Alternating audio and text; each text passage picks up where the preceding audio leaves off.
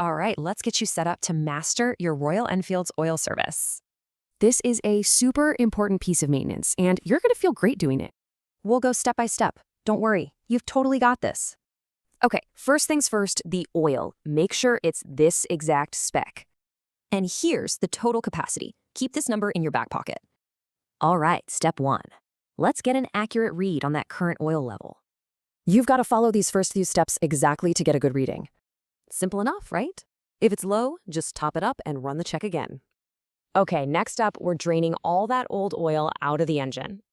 Pro tip, always drain the oil when the engine's warm. It just flows out way better. Bike's on the center stand? Good. Now let's get these parts off to start draining. You'll see about this much come out. Now, this isn't the full capacity.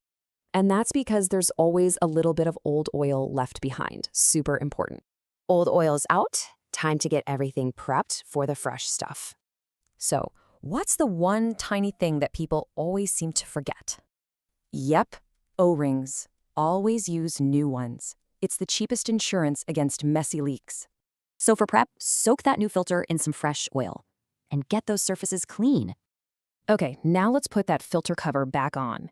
And don't you forget that new O-ring. And here's the magic number. Get them tightened down to 8 to 12 Newton meters. Same deal for the oil strainer. Clean it, new O-ring, and torque it down right. Okay, it's time for the new oil. Go ahead and pour in about 1.7 liters to start.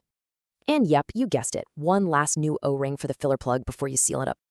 Okay, the bike's filled up, but hold on, we're not quite done just yet. To wrap this up properly, we're going to do that oil level check one more time. And just like that, you're done. So, where's the first ride going to be?